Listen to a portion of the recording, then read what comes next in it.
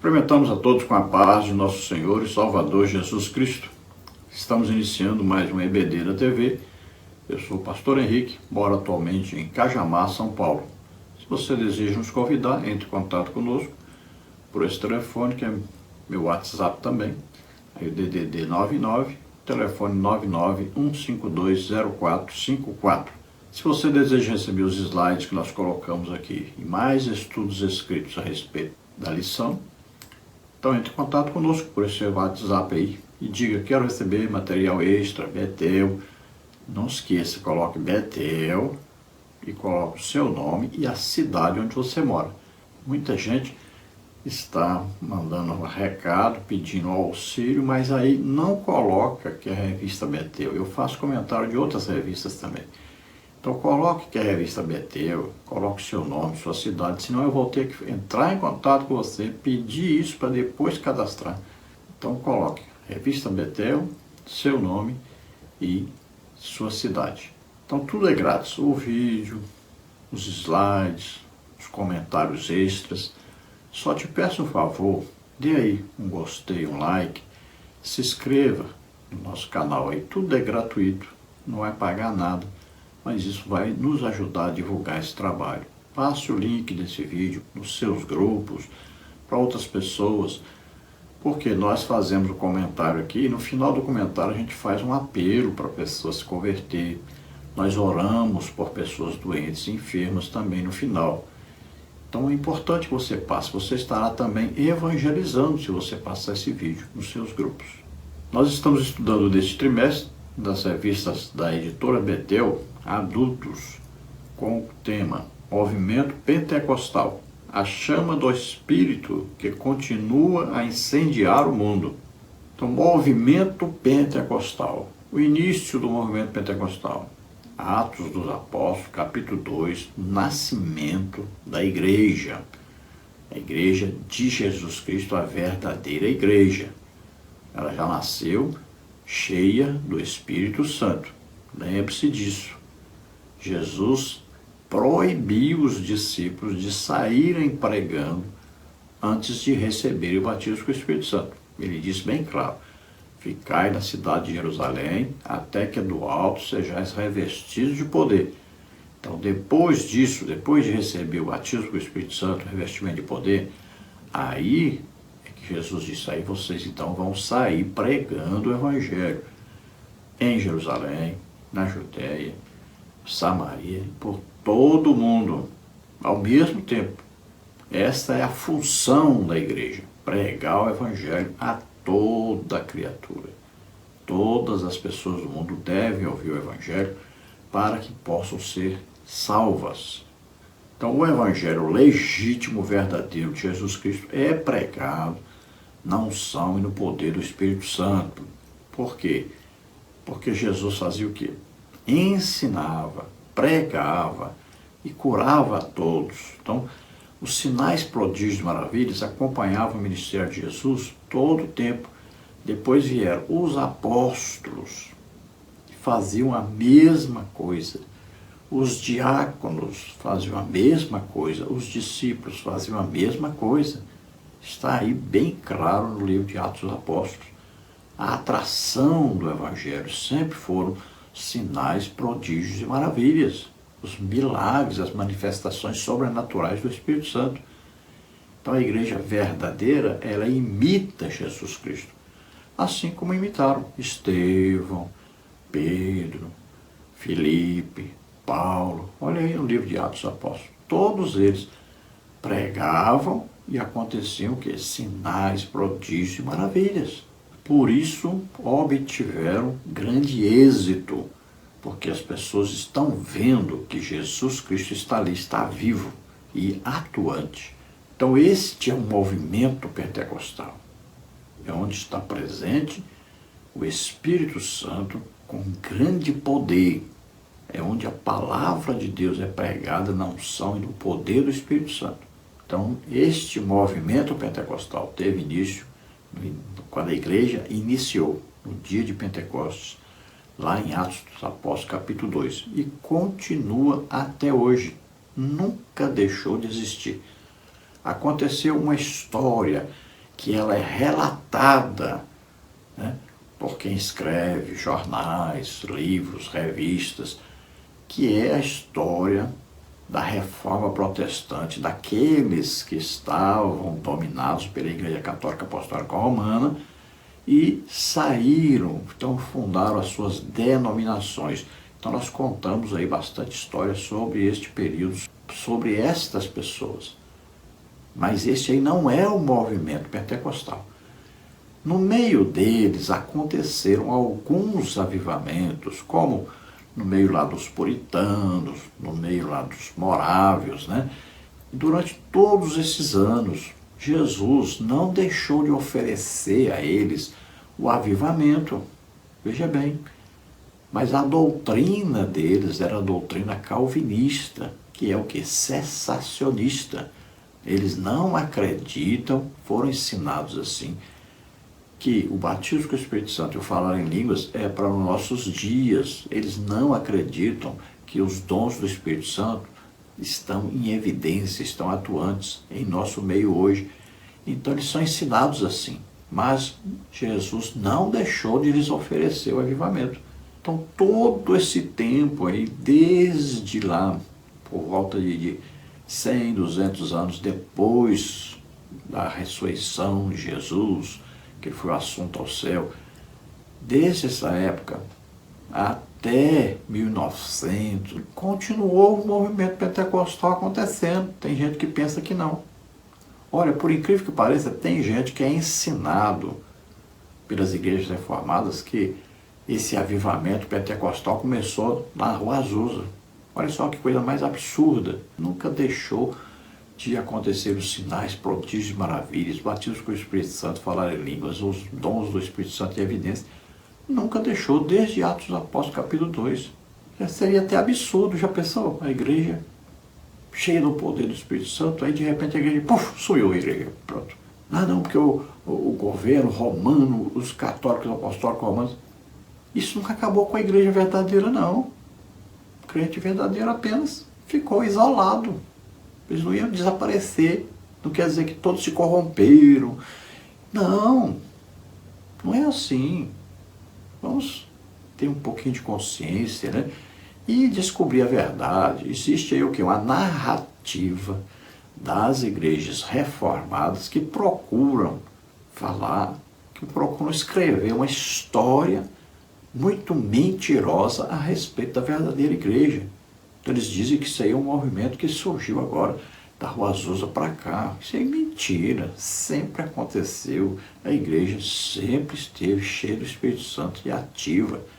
Então durante todo esse período aí, de 1900 para trás, até o dia de Pentecostes, a igreja continuava. Só que a igreja verdadeira, ela nunca esteve lá na Igreja Católica Apostólica Romana, nunca esteve adorando imagem, ela nunca esteve também no movimento da reforma.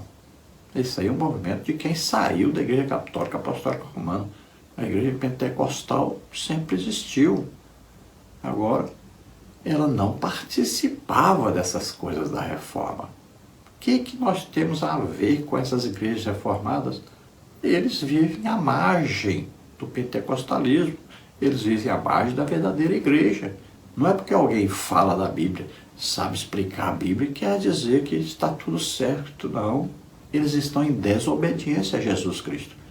Porque Jesus disse que nós devemos pregar o Evangelho cheios do Espírito Santo. É falando em línguas, é os dons em evidência. Esse é o verdadeiro Evangelho. Eles estão pregando um falso Evangelho, na verdade. Você precisa compreender isso. Esse evangelho deles é um outro evangelho. Olha, agora, com a inteligência artificial, você vai ver, você vai perceber claramente que eles são dispensados agora. Por quê? Em que eles eram úteis? Eles eram como computadores.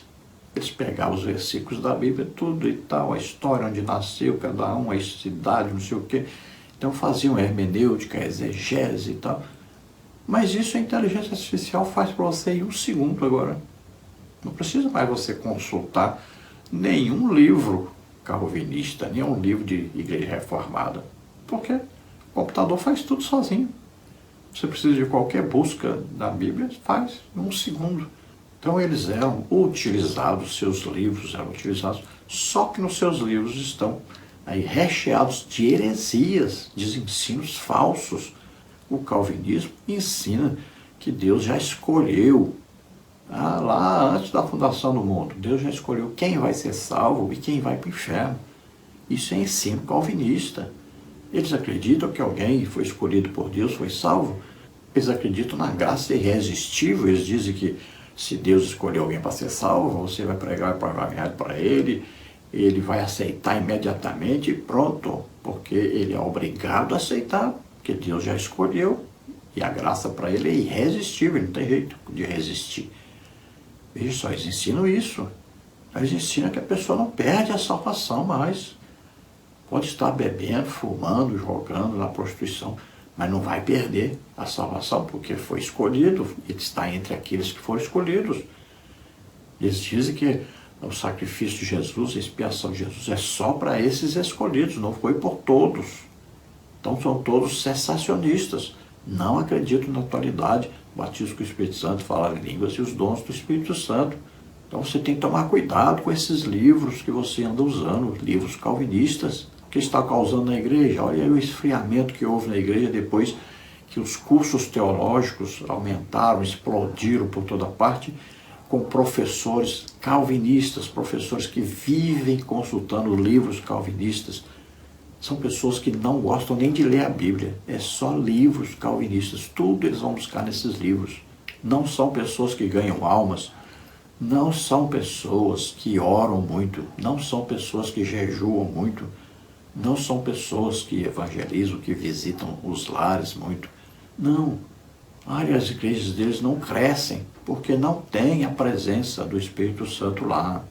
Neste trimestre, então, temos aí, como comentarista da editora Betel, o bispo Oídes José do Carmo. Já estudamos na lição 1, a descida do Espírito Santo, na lição 2, em permanente vigilância, na lição 3, a reforma protestante, na lição 4, o puritanismo, na lição 5, o pietismo, na lição 6, o wesleyismo, lição 7, o movimento de santidade, e hoje vamos estudar na lição 8, o avivamento da rua Azusa. O fogo pentecostal se espalhou pelo mundo. Então, em todo o avivamento legítimo da igreja, existe isso. Vai esse avivamento influenciar o mundo. Desse avivamento sempre vão sair pessoas que vão evangelizar por toda parte.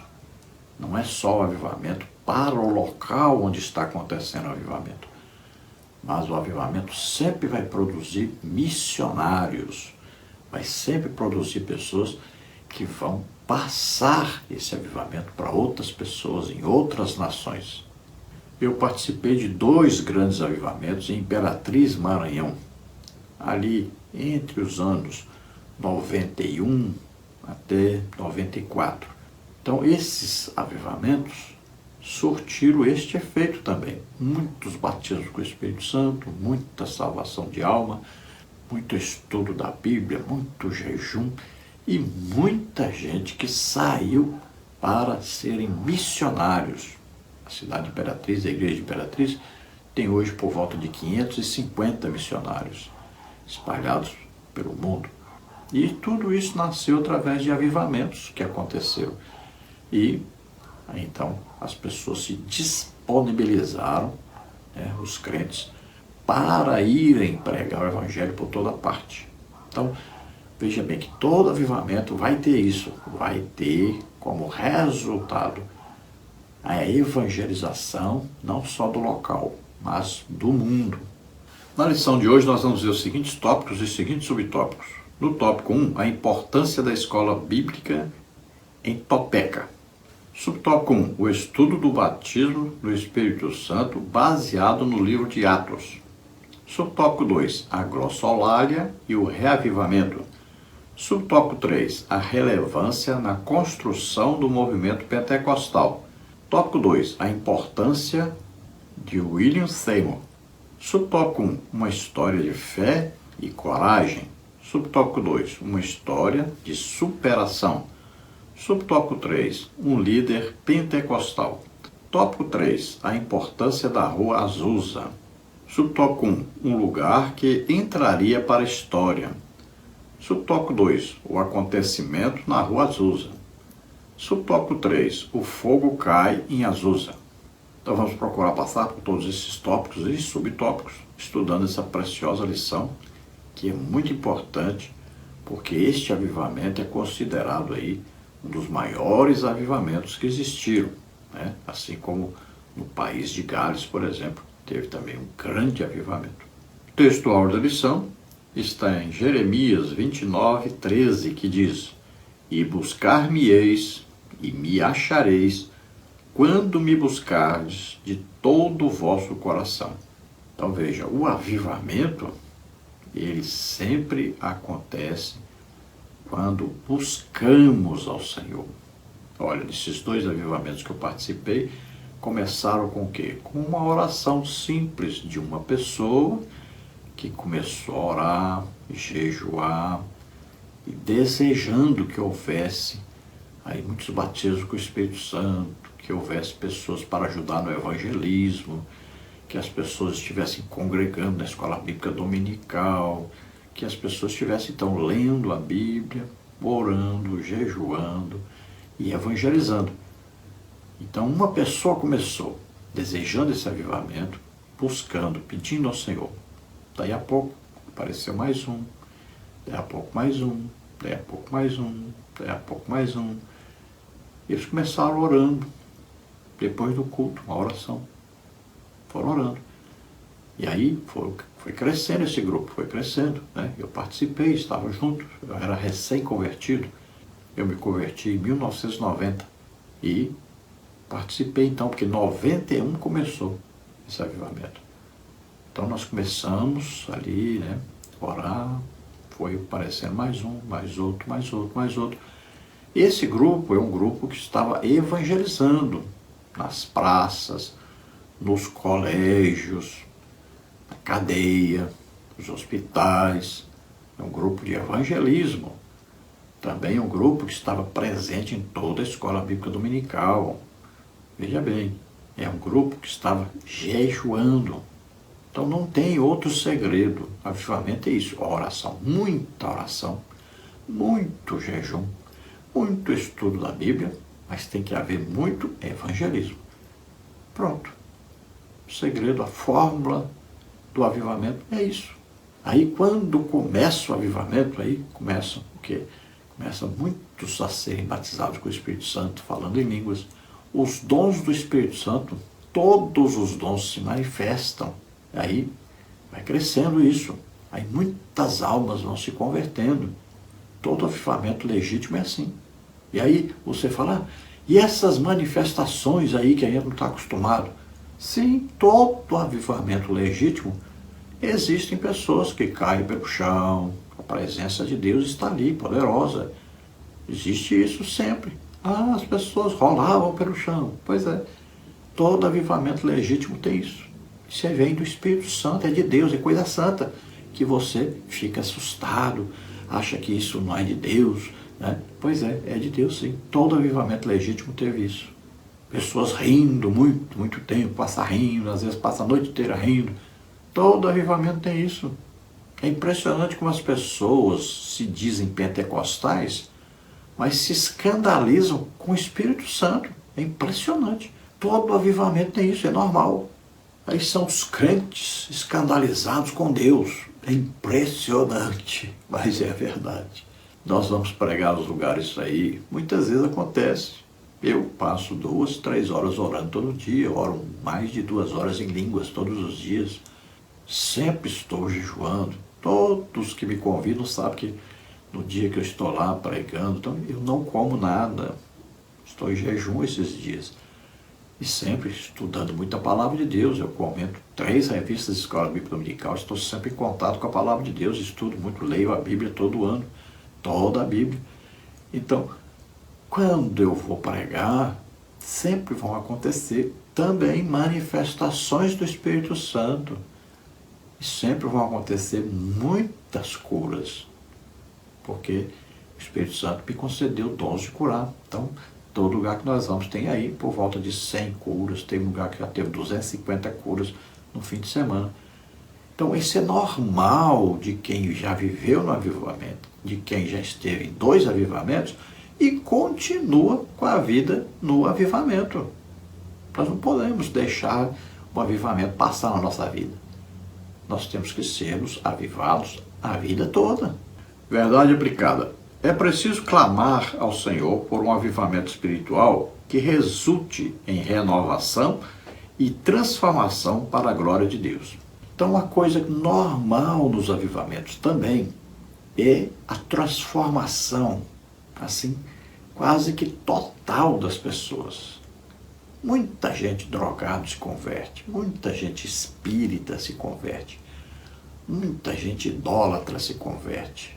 E eles têm uma mudança radical. No avivamento existe muito a santificação. Muitas vezes tem que haver um controle da liderança, porque há até um excesso de santificação. Então há muita cobrança dentro dos costumes, né? Então, por exemplo, no avivamento, Deus quer que as mulheres, né, usem os seus cabelos soltos, porque o cabelo foi lhe dado em lugar de véu. No avivamento, Deus quer que as mulheres se vistam corretamente. As mulheres já começam a usar ali os vestidos mais longos, né, se taparem mais, se comportarem como santas, né? Deus vai exigir que os homens também não andem por aí sem camisa, não andem por aí com pince, não andem por aí fazendo marcas, tatuagens em seus corpos. Tudo isso acontece no avivamento. Deus começa a pressionar mesmo as pessoas para viver um viver santo. Ninguém vai ficar mais falando palavrão, bebendo bebida alcoólica escondido, fumando escondido. Isso não existe em avivamento. As pessoas querem cada dia serem mais santas em tudo. E isso dentro e fora. O pecado é revelado no avivamento. Deus revela. Deus chama a pessoa na frente e diz: você está fazendo isso e isso e isso. O pecado é revelado, as pessoas se arrependem. Então há uma grande santificação no avivamento. Textos de referência. Joel 2, 28 a 31. E há de ser que, depois, derramarei o meu espírito sobre toda a carne, e vossos filhos e vossas filhas profetizarão. Os vossos velhos terão sonhos, os vossos mancebos terão visões.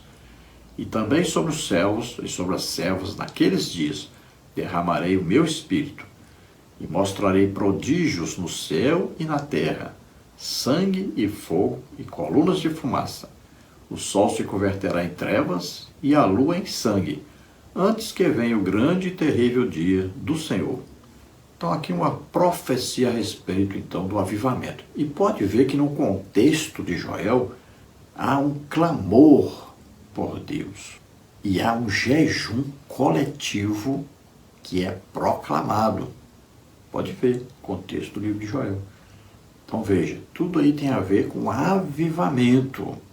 Para acontecer o avivamento, vão acontecer essas coisas. Arrependimento de pecados, vão acontecer santificação do povo, um clamor diário, uma busca diária, uma humilhação diante de Deus com jejuns, com muita oração. Todo avivamento tem isso. E olha que no contexto de Joel também você vai entender que lá está contido o estudo da palavra de Deus e evangelização.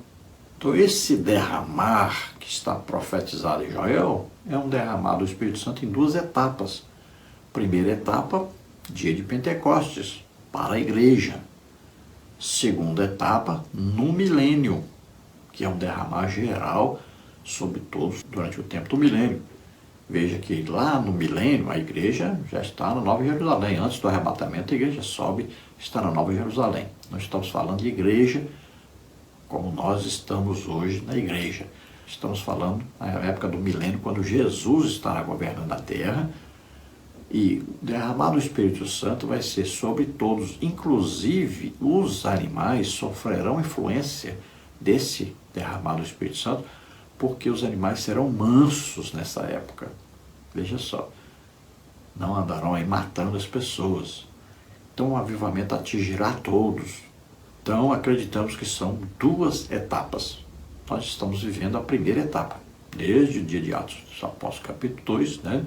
Ali o batismo com o Espírito Santo, e daí para frente até hoje continua esse primeiro derramar do Espírito Santo. Esse derramar termina no dia do arrebatamento da igreja.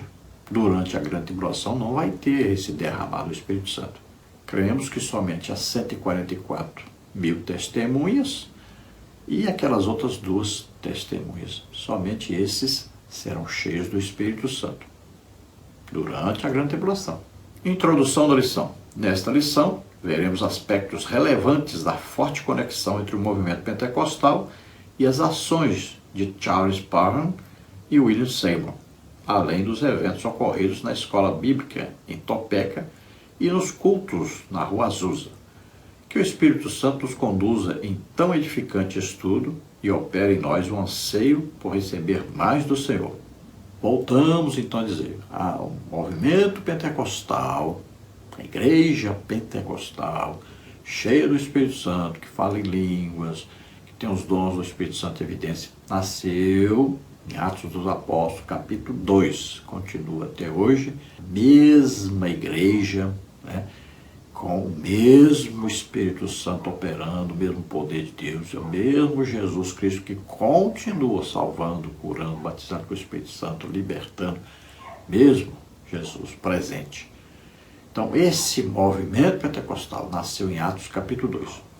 Os avivamentos aconteceram, tanto dentro da igreja legítima pentecostal, quanto dentro da igreja reformada, que não obedecia a Jesus. Saíram pregando, abrindo várias denominações, sem receber o batismo com o Espírito Santo. Estavam então pregando outro evangelho, não o evangelho que Jesus mandou pregar. Mas Jesus ofereceu também a eles avivamentos. Vários grupos tiveram avivamentos, entre eles pequenos avivamentos, que era a tentativa de Deus de fazer com que eles enxergassem a palavra de Deus e crescem naquilo que estava escrito ali e recebessem também o poder de Deus, fossem também a legítima igreja de Jesus Cristo. Mas a grande maioria não quis. Mas graças a Deus, porque alguns quiseram e fizeram o quê? Saíram e abriram outras denominações que hoje nós temos aí, né, com o nome de renovadas, de pentecostais, de avivadas e vários nomes que tem por aí, né? Então, dois homens que Deus usou muito, Charles Parham e William Seymour.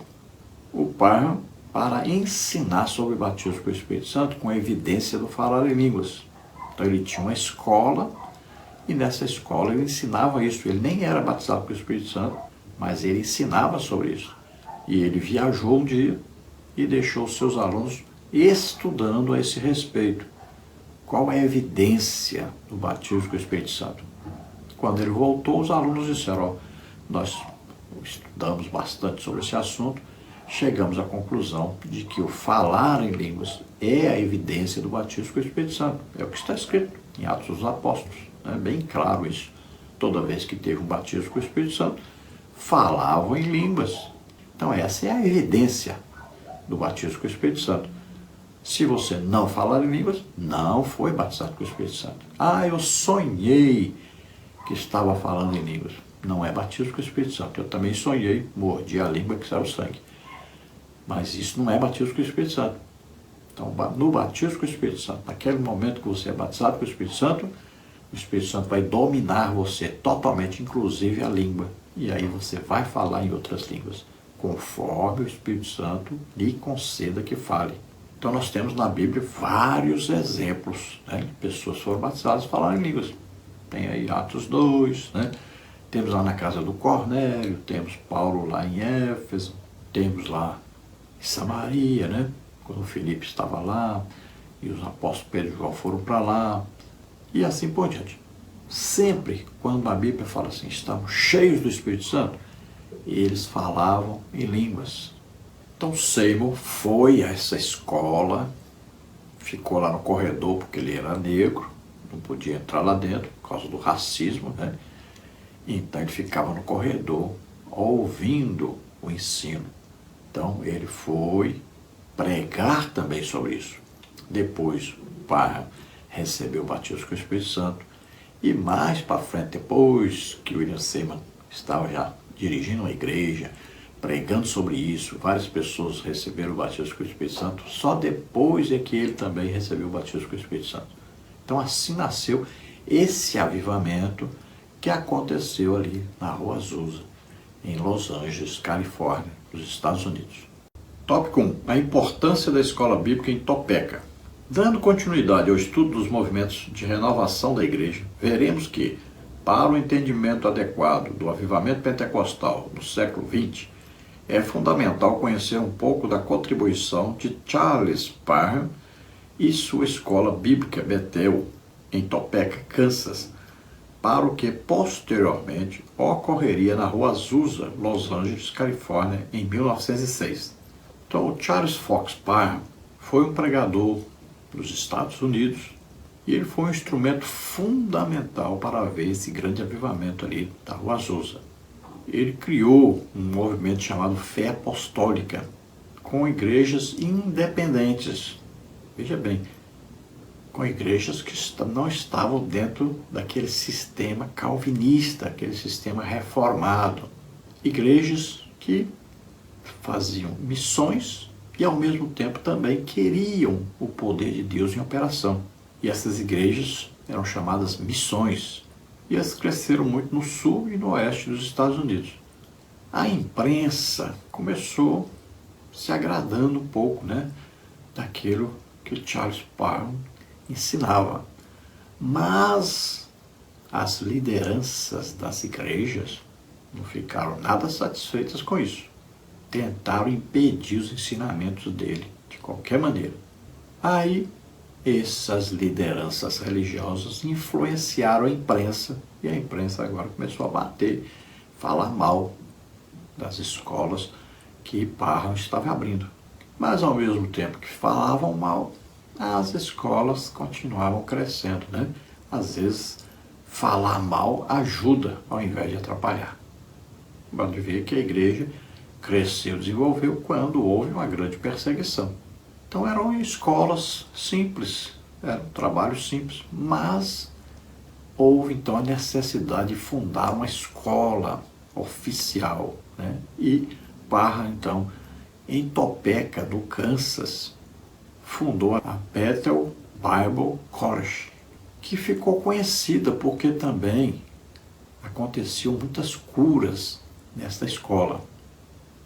Muito provavelmente ele se baseou no apóstolo Paulo, na cidade de Éfeso, que também usou por muito tempo uma escola. Também ali havia uma assistência material às pessoas, a doação de alimentos, de roupas, e também aconselhamento para as pessoas, ministração sobre as pessoas. Era o início então de um avivamento, mas que esse avivamento acabou acontecendo mesmo foi na Rua Azusa, através de William Seymour. Então, em 1905, essa escola se tornou mais famosa e muitas pessoas começaram a frequentar as aulas, inclusive então apareceu por ali William Seymour, que foi frequentar e aprender sobre o batismo com o Espírito Santo com evidência de falar em línguas. Então veja que William Seymour ele foi para Los Angeles, na Califórnia, e lá é que ele vai abrir uma igreja. Mas ele aprendeu sobre o batismo com o Espírito Santo e falar em línguas ali, em Topeka, no Kansas, com Parham. Tópico 1 sobre tópico 1. O estudo do batismo no Espírito baseado no livro de Atos. Parham era pastor em Topeka, onde administrava o Instituto Bíblico Bethel College, na cidade de Topeka, no Kansas, Estados Unidos. Nesse ambiente, em janeiro de 1901, a senhora Agnes Osman foi batizada com o Espírito Santo com a evidência física de falar em outras línguas, conforme Atos 2:4. O ano de 1901 é considerado o ano inicial do movimento pentecostal moderno, pois a partir desse avivamento, a chama pentecostal se espalharia pelo mundo. Conscientes da importância de Charles Fox Parham, alguns estudiosos o consideram um instrumento fundamental na formação do pentecostalismo. Então aí as palavras estão estranhas, né? Pentecostalismo, o movimento pentecostal começou em Atos dos Apóstolos, capítulo 2. Então, cremos que o comentarista está falando de um avivamento que influenciou, né, algumas gerações, e esse avivamento nasceu ali nessa época nos Estados Unidos. Mas, veja bem, a igreja, voltamos a insistir, a igreja verdadeira pentecostal existia, estava existindo e continua existindo. Aqui é um avivamento que estava acontecendo no meio que não era pentecostal. Veja bem, essas pessoas eram das igrejas episcopais, né? Não eram pessoas da igreja legítima pentecostal. Então ali é mais um avivamento que aconteceu com a tentativa de Deus de trazer o avivamento às igrejas reformadas, que eram, na sua maioria, calvinistas. Então aqui é um avivamento que deu certo, aconteceu no meio dessas pessoas. Veja que eles não eram batizados com o Espírito Santo, nem o Parham, nem o William Seymour. Então, quando o Parham começa a ensinar sobre isso, aí acontece o primeiro batismo em 1901, e aí começam a acontecer outros batismos com o Espírito Santo, e aí vai aumentando. O avivamento é assim, vai aumentando, até que atinge uma multidão. Não aconteceu na escola de Parham. Esse avivamento foi acontecer através de William Seymour, já lá em Los Angeles, e não em Topeka. Então, por favor, não vá pensar aí que Charles Fox Parham é o responsável pelo nascimento do pentecostalismo. Isso é um absurdo, né, falar uma coisa dessa. Mesmo porque tudo que eles ensinavam na escola de Parham, tudo que aconteceu também na Rua Azusa, estava escrito em Atos dos Apóstolos. Eles aprenderam com o livro de Atos dos Apóstolos. Esse livro é um livro que você deve todo ano ler, pelo menos aí umas 3 ou 4 vezes todo ano. Toda a igreja deveria fazer isso. E aí a igreja acordaria para o que é realmente uma legítima igreja de Jesus Cristo. Então, na escola de Parham, primeiro essa irmã é batizada com o Espírito Santo e fala em línguas. Daí para frente, esporadicamente, de vez em quando um aluno também era batizado com o Espírito Santo, até que o próprio Parham também foi batizado com o Espírito Santo. E ali, William Seymour frequentava a escola, aprendeu sobre isso, e foi e levou isso para a igreja que ele dirigia. De lá, ele teve que sair, abrir a própria igreja, né? E aí o movimento ali começou na casa, com essa nova igreja que estava sendo aberta, até que abriram na Rua Azusa, e aí que estourou realmente um grande avivamento. Veja que o William Seymour não era batizado, mas ensinava sobre isso. Até que aconteceu o avivamento, começaram as pessoas a serem batizadas só depois de que ele foi batizado com o Espírito Santo. Tópico 1, subtópico 2, a glossolalia e o reavivamento. Estudando as Escrituras, Parham teve o entendimento de que o regresso de Cristo seria precedido por um reavivamento mundial, por meio da ação direta do Espírito Santo. Ele então passou a ensinar que essa ação do Espírito Santo é o batismo no Espírito Santo, uma experiência distinta e separada da conversão. Portanto, assim como ocorreu em Atos 2, o falar em línguas é a evidência inicial do batismo no Espírito Santo. Diante disso, tendo em conta suas pregações intensas em defesa da glossolalia, muitos teólogos consideram Parham como o primeiro a desenvolver o argumento teológico de que as línguas são sempre a evidência inicial de que uma pessoa recebeu o batismo com o Espírito Santo. Sina, 2009, página 65. Então, quando fala a palavra glossolalia, quer dizer falar em outras línguas que não são línguas aprendidas, não são línguas faladas na terra. O batismo com o Espírito Santo é essa linguagem. Tem que tomar cuidado com as palavras que usamos, o que vamos ensinar na escola bíblica dominical. A linguagem que nós falamos no batismo com o Espírito Santo, ninguém entende, só Deus entende. Temos que explicar isso, cuidado. Veja bem, essa linguagem do batismo com o Espírito Santo, Paulo fala sobre isso, inspirado pelo Espírito Santo, no capítulo 14 de 1 Coríntios. Essa linguagem ninguém entende. Você recebe uma língua no dia do batismo com o Espírito Santo, é para você orar a vida inteira nessa língua. Quem fala nessa língua edifica-se a si mesmo. Você deve sempre orar em línguas para ser edificado. Judas também, irmão de Jesus, fala sobre essa língua. E ele fala, olha, edificando-vos a vós mesmos, orando no Espírito. Então a edificação vem através do orar em línguas, a edificação pessoal. O apóstolo Paulo diz, quem fala em línguas edifica-se a si mesmo. Depois ele fala também na carta aos Efésios, orando no Espírito Santo. Orar no Espírito não é orar em pensamento, não existe orar em pensamento, não existe esse ensino de orar em pensamento na Bíblia.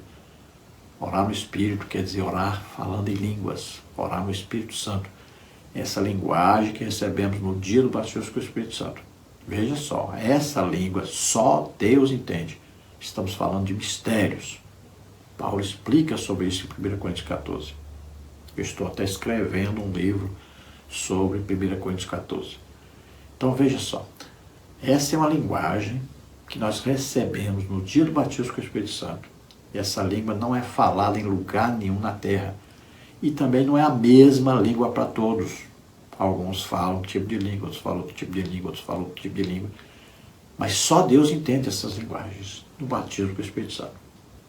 Já o dom de variedade de línguas, que alguns recebem, não são todos. Aí nós falamos numa linguagem e as pessoas que falam nas línguas dos países, elas entendem o que nós estamos falando como se nós estivéssemos falando na língua deles. Nós não estamos falando na língua deles. Estamos falando numa linguagem especial que é para eles entenderem na linguagem de origem do país deles. Então, eles ouvem como se nós estivéssemos falando na linguagem do país deles. Então, há essa distinção, cuidado aí para não ensinar errado. Então, o que eles conheciam lá na escola de Pérgamo era que a pessoa, ao ser batizada com o Espírito Santo, falava em línguas. Então, isso é o básico. Para eles, então, era a evidência do batismo com o Espírito Santo. E realmente é a evidência do batismo com o Espírito Santo, o falar em línguas. Não falou, não recebeu o batismo com o Espírito Santo. O assunto é tão interessante que até entre os pentecostais tem muita gente que pensa que não precisa falar em línguas. Que alguém pode ser batizado com o Espírito Santo e não falar em línguas. Por incrível que pareça, ainda hoje ainda tem gente assim que acredita nessas lorotas que são inventadas por reformados, é claro. Porque eles vão dizer, nós somos cheios do Espírito Santo também. Veja só, mas não falam em línguas. Então, são coisas que as pessoas inventam para se justificarem por não serem batizados com o Espírito Santo. Então não existe esse negócio de que inventou isso, que o batismo com o Espírito Santo tem que falar em línguas, senão não é batizado. Não.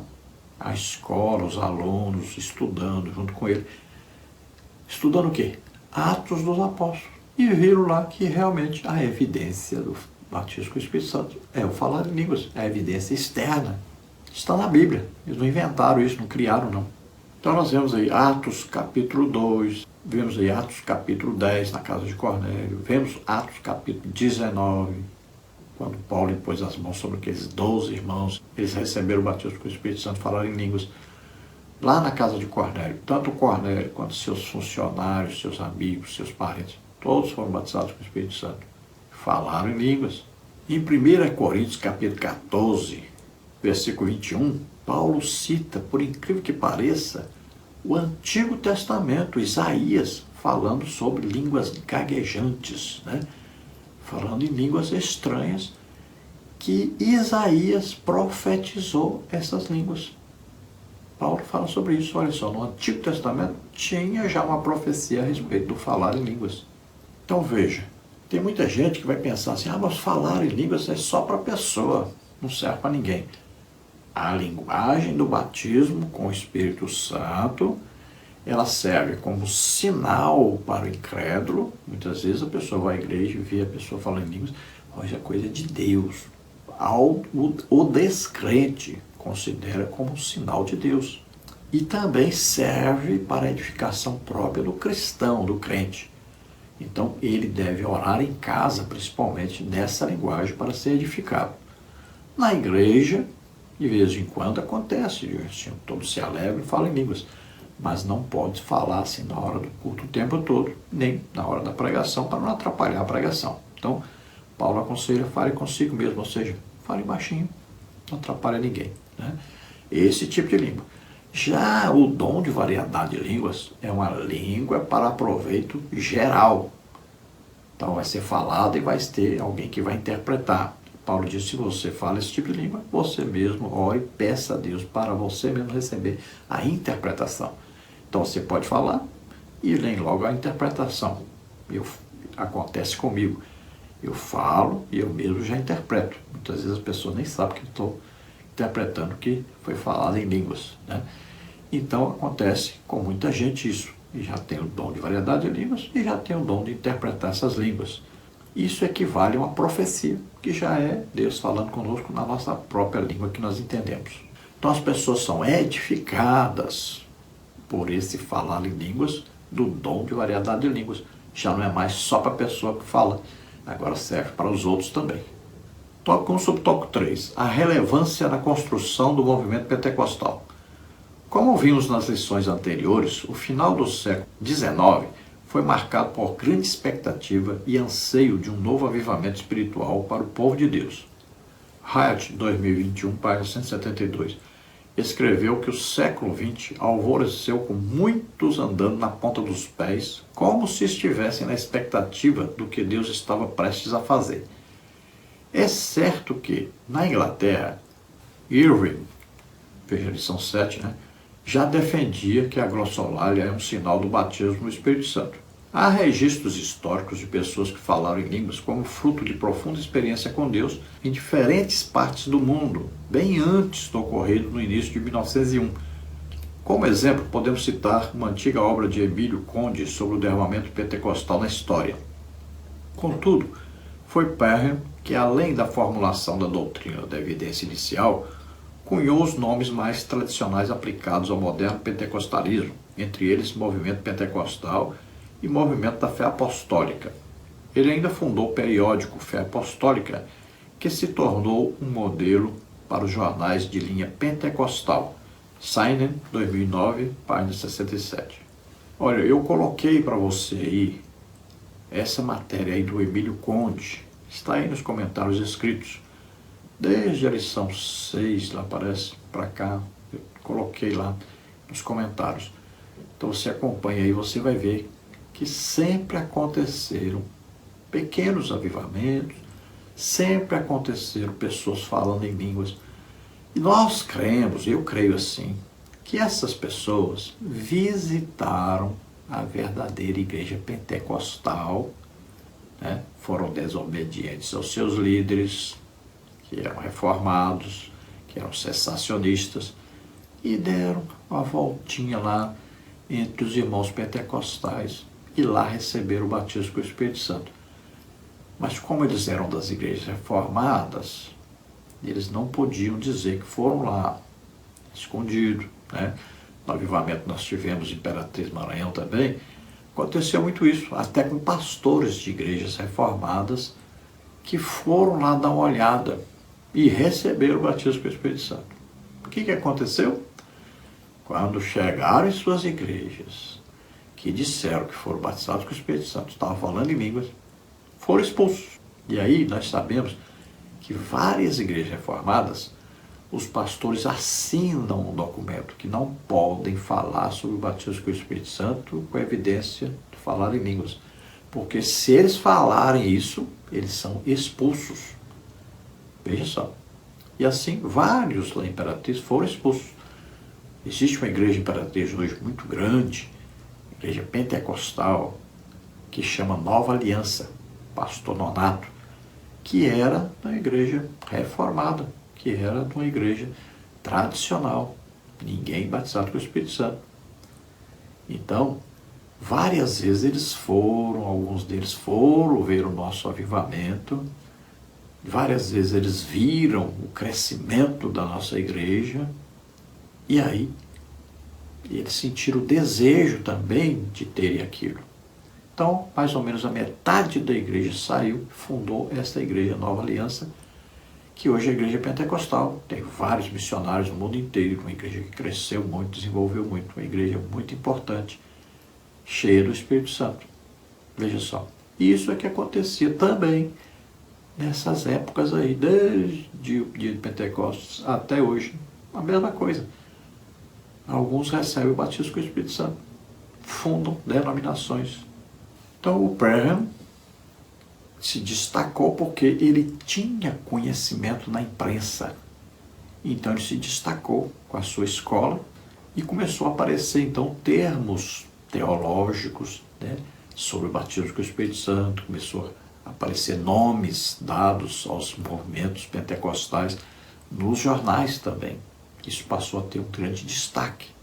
Então o nome Movimento Pentecostal, o nome Movimento de Fé Apostólica, Pentecostalismo, começou a aparecer por toda parte.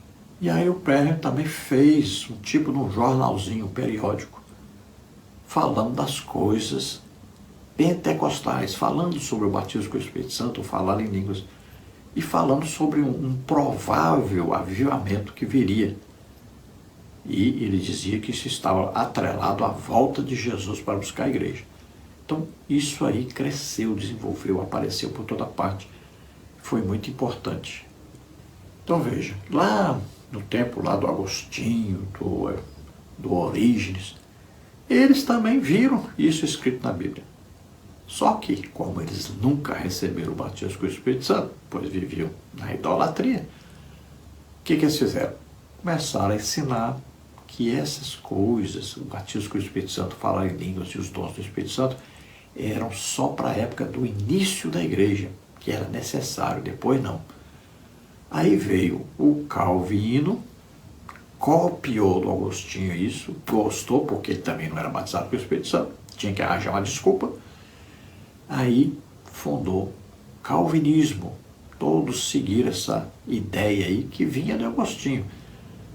Então, daí veio o calvinista herético que existe hoje. E veja que está escrito na sua revista em letras vermelhas, né, no comentário extra aí, a respeito do tópico 1, subtópico 3. Está escrito lá, ideias heréticas do calvinista, dos calvinistas. Não sou só eu que chamo aí os calvinistas de heréticos, não. É muita gente que sabe disso. Agora, falta saber, sabe quem? Os pastores de nossas igrejas, que andam convidando esses calvinistas, né, como por exemplo a igreja presbiteriana, para dar ensino para os nossos obreiros pentecostais, por incrível que pareça. Chamar um herético para ensinar os obreiros da igreja pentecostal. E ainda colocar nas livrarias das igrejas pentecostais livros desses heréticos. É uma coisa que nos causa muito espanto. Precisa de pelo menos um mínimo de discernimento para os nossos líderes. Tópico 2. A importância de William Seymour. William Joseph Seymour teve grande importância na história do movimento pentecostal. Tendo sido um dos alunos de Branham na escola bíblica em Houston, Texas, em 1905, Seymour recebeu como bíblicos os ensinamentos sobre o batismo no Espírito Santo, tendo como evidência o falar em línguas. Em 1906, após 5 semanas na escola bíblica, ele foi para Los Angeles. O seu primeiro sermão foi baseado em Atos 2:4. Então William Seymour começou a frequentar aí a escola de Branham e ele foi convidado a pregar em Los Angeles. Então quando ele vai para lá, ele começa a pregar exatamente sobre Atos capítulo 2. E aí ele vê que existem muitas pessoas que se agradam disso. A maioria não, porque essas igrejas onde ele ia pregar eram reformadas. Mas alguns irmãos gostaram. Então ele vai agora ser impedido de pregar nas igrejas sobre isso. Então, o que ele faz? Ele não volta, não. Ele fica em Los Angeles e abre ali, então, um trabalho numa casa. Aí as reuniões vão aumentando, aumentando, aumentando. Não cabe mais de tanta gente. Aí que eles vão abrir, então, na Rua Azusa, uma igreja, onde antes estava funcionando como um estábulo. Tópico 2 do tópico 1. Uma história de fé e coragem.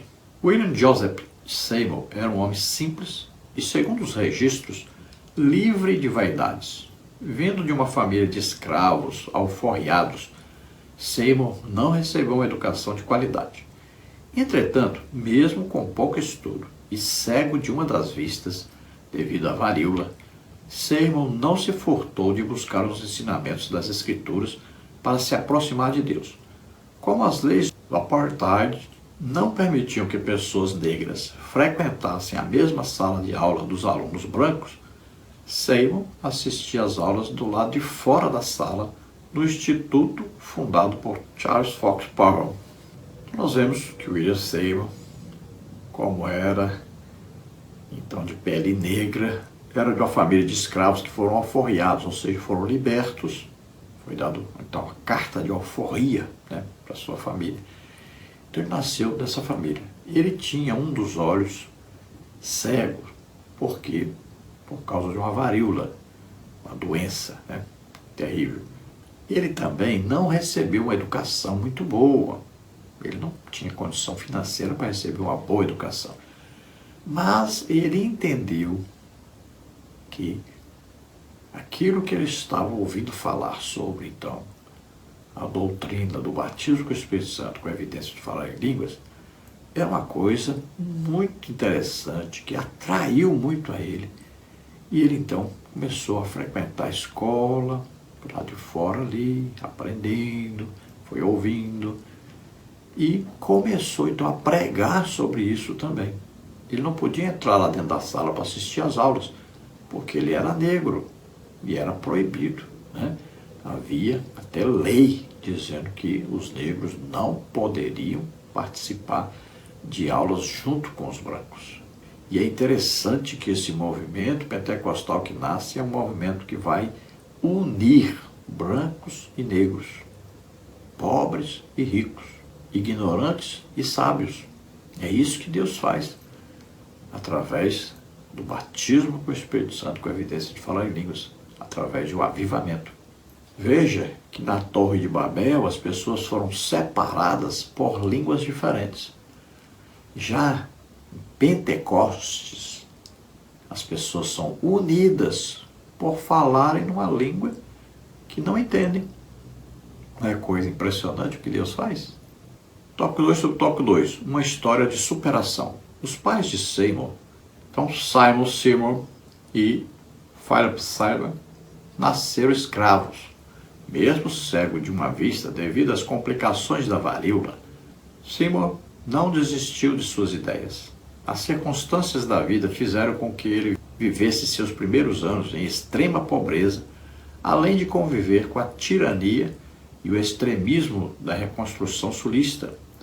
Naquele momento, a Ku Klux Klan apavorava o sudeste do estado da Louisiana. William Joseph Seymour é um exemplo do poder transformador do Evangelho de Jesus Cristo, independente do passado e da condição pessoal. Sua vida influenciou de tal modo o cristianismo mundial que até hoje ele é lembrado entre os estudiosos da história da igreja, principalmente os pentecostais. Seymour, apesar de uma infância carente e a cegueira parcial, não se furtou a pregar sobre o poder do Espírito Santo. Por toda essa entrega, Deus o honrou, fazendo com que brancos e negros orassem e cantassem juntos. Nesse ambiente, o Espírito Santo unia todos sob o mesmo Espírito. Então veja, as circunstâncias da vida de William Seymour eram adversas, era uma vida super difícil, uma pobreza muito grande. Ser negro naquela época era um perigo, corria perigo de ser morto a qualquer momento. Era excluído da sociedade que tinha dinheiro, né, os brancos. Ele não teria como estudar, a não ser de favor. E foi o que ele fez, pediu para Perham para que ele pudesse ouvir ali, assistir às aulas do lado de fora, no corredor. Então, o que acontecia? Perham deixava um pouquinho aberta a porta e ele olhava pela fresta da porta. E ali ele escutava e via ali o Perham ensinando sobre o batismo com o Espírito Santo e a evidência do falar em línguas. Veja só, foi com grande dificuldade que ele pôde aprender. Tudo isso era uma providência de Deus, né? Tudo ali, a presença de Deus estava produzindo, estava já formando, então, no coração de Simão, esse desejo pelo batismo com o Espírito Santo e também a obrigação de pregar e ensinar sobre isto. Veja que um filho de escravos, cego de um olho, sem nenhuma cultura praticamente, se tornou um homem famosíssimo, conhecidíssimo em todo o mundo e praticamente não existe quem é pentecostal, que estuda um pouco sobre o pentecostalismo, que não saiba quem é William Joseph Seymour. E se nós estudarmos sobre como ele liderou esse movimento, a gente fica super admirado. Ele era uma pessoa assim tão humilde, tão simples, que ele ficava ali ajoelhado, em caixotes ali, sapatos e tal. Ficava ali ajoelhado, orando o tempo todo. De vez em quando ele levantava a voz e dizia, arrependei-vos. E orando, para que Deus ali fizesse um grande movimento, que Deus fizesse ali uma grande obra. Então ele passava o tempo todo intercedendo, na verdade. E isso é muito importante, porque a maioria dos avivamentos termina, sabe por quê? Não foi que Deus terminou, foi por causa da opressão dos líderes. Avivamento não acaba por causa de Deus, acaba por causa de líderes que não querem jejuar, não querem passar 1 hora, 2 horas, 3 horas orando, não querem evangelizar, né? Aí, o que eles fazem? Como eles não estão avivados, acabam com o avivamento. Porque os líderes do avivamento acabam crescendo, né? Aparecendo mais do que os líderes que não são avivados. Aí eles, o que eles fazem? Oprimem, acabam com o movimento.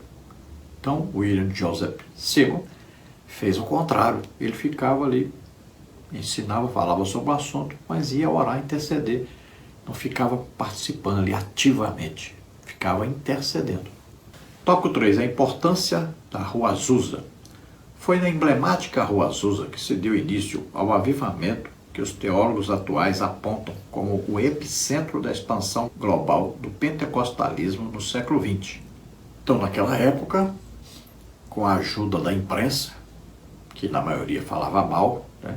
O que houve então? Esse movimento pentecostal que nasceu ali nessa Rua Azusa, em Los Angeles, Califórnia. Então, ali, isso espalhou para o mundo inteiro e missionários dali foram para o mundo inteiro, inclusive os missionários que abriram a Assembleia de Deus no Brasil, né? Gunnar Wingre e Daniel Berg.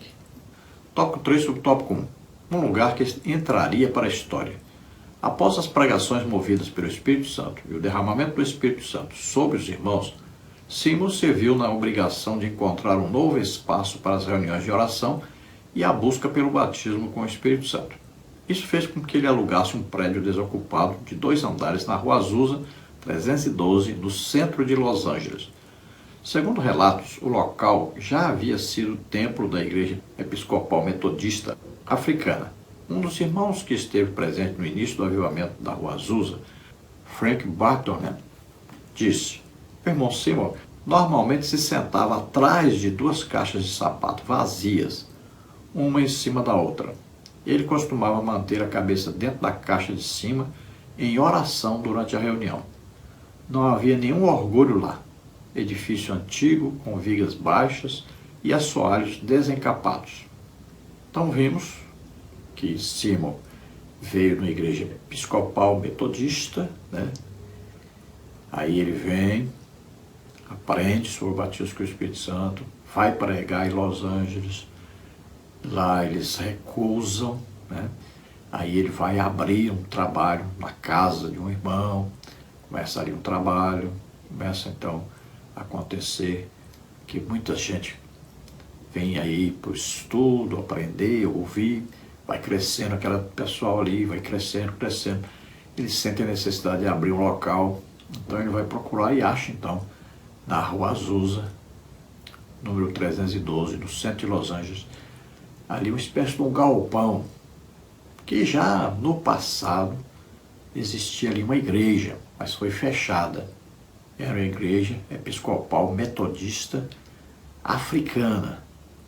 Então ela foi fechada e depois passou a ser ocupada por várias outras coisas.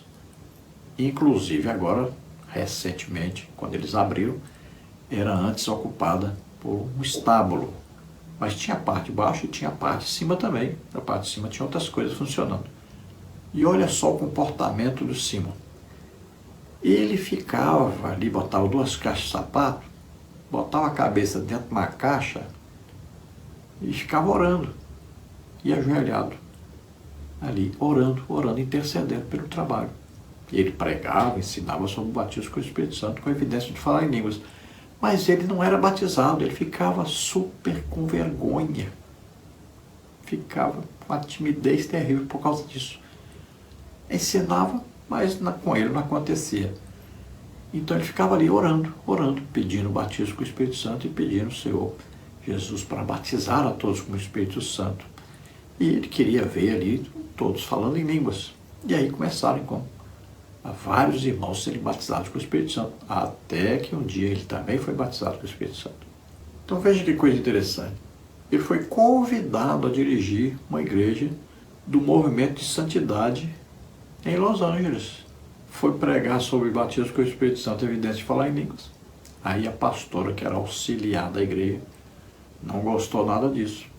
Ele teve que sair dessa igreja e foi para uma casa onde alguns irmãos que ouviram a mensagem e gostaram, colocaram ele então para ensinar sobre isso ali.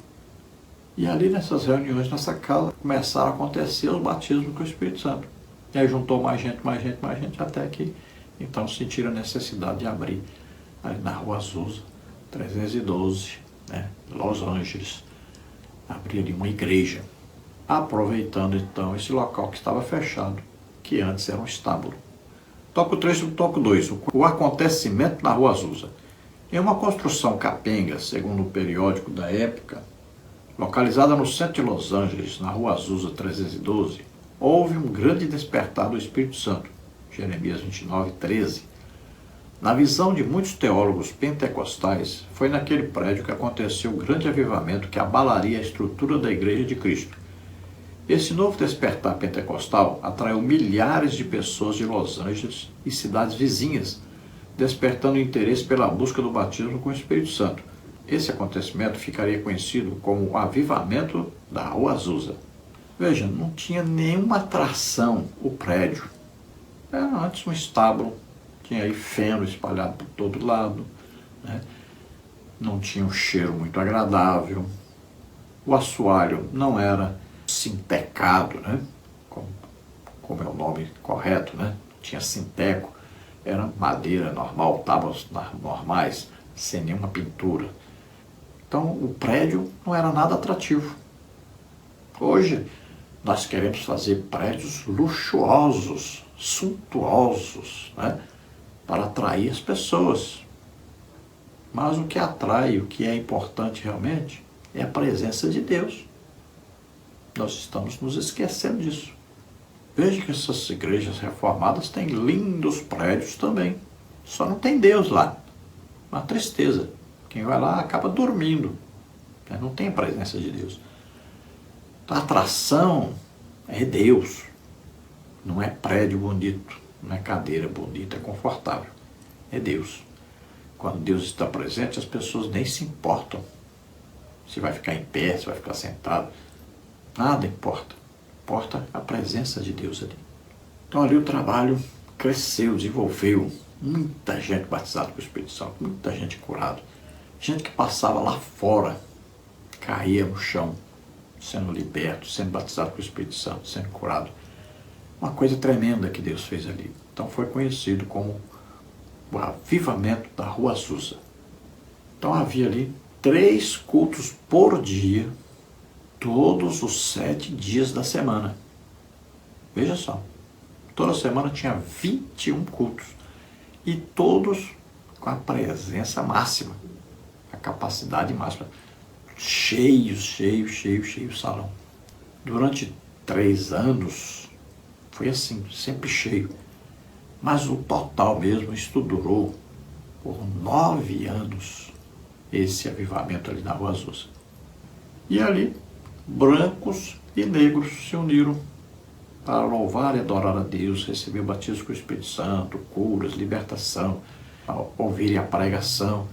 Veja só, foi aí uma união que Deus trouxe àquele povo, mostrando que Deus quer união, que não pode haver racismo, não pode haver aí preferência pela cor da pele, nem pela condição social. Deus não faz acepção de pessoas. Também não é pela condição intelectual. Temos que aprender isso. A igreja está desaprendendo.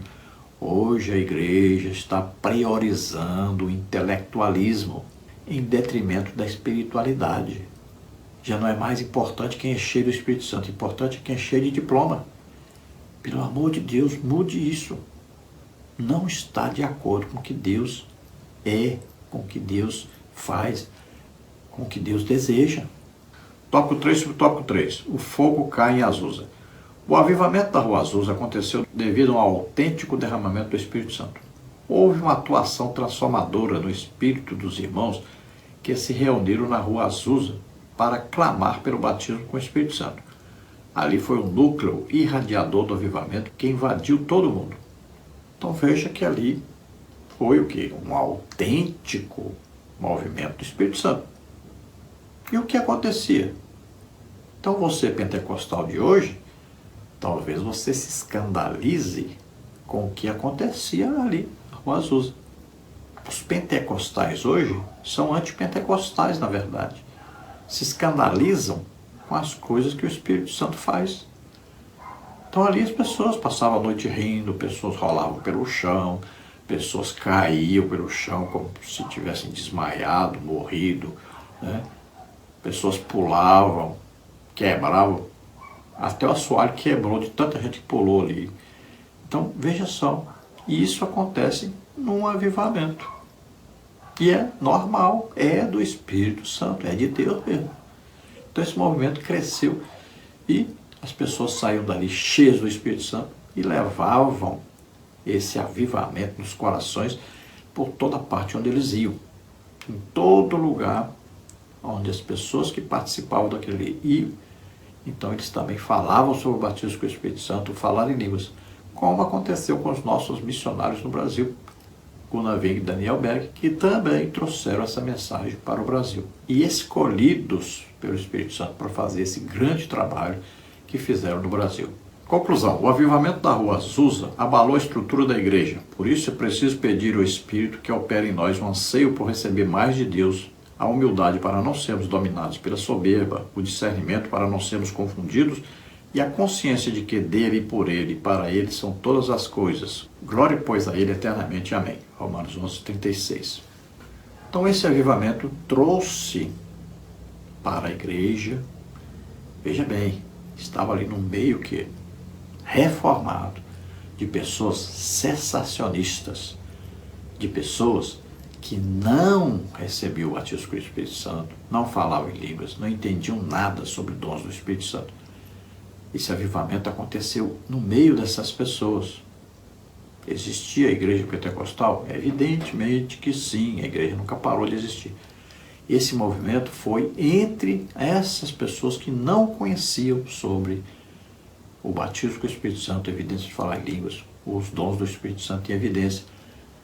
Foi entre pessoas que não conheciam nada disso, mas eles passaram a conhecer. Deus levantou essas pessoas para trazer um grande avivamento que influenciou o mundo inteiro. Por quê?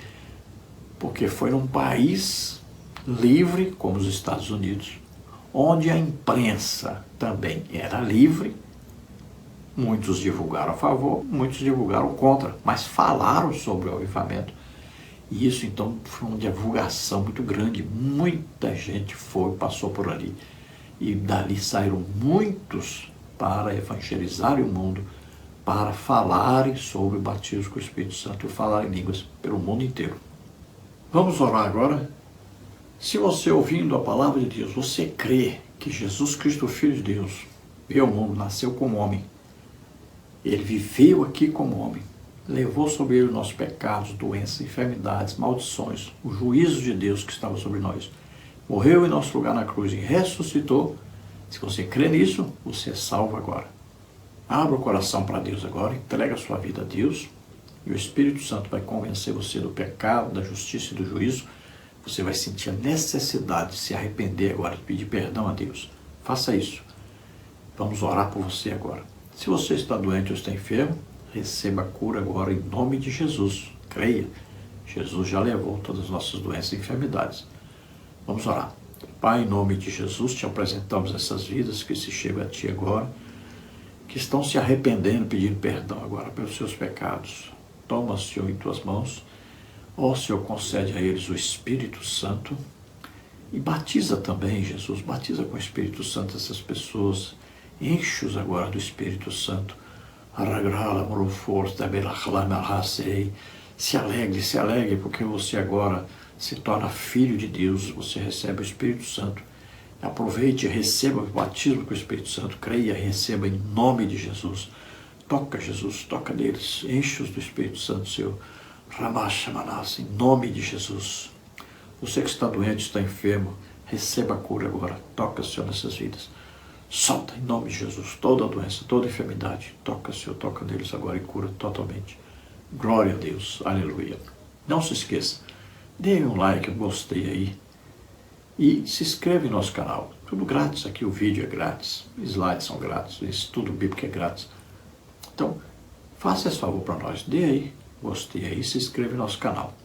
E se você deseja nos ajudar, eu não sou pastor de igreja, estou desempregado há 8 anos e meio, tenho uma causa na justiça, até hoje não consegui receber, recebemos pouquinho só, mas nunca conseguimos receber o total, e às vezes passamos assim um aperto. Então, se você quiser nos ajudar, envie qualquer quantia, R$2, R$3, R$5, não importa, R$10, nos ajude.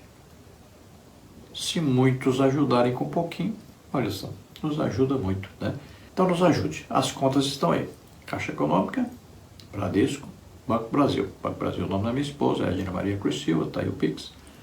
O meu Pix, você vê que é meu CPF, 331-957-816-20. Se você deseja nos convidar para estarmos aí, nós sempre oramos. Jesus tem salvado muitas almas, Jesus tem salvo muitas almas, Jesus tem batizado com o Espírito Santo, tem libertado, tem curado muitas pessoas. Então, nos convide, estaremos aí com todo prazer. Esperamos ter ajudado os irmãos. A paz do Senhor.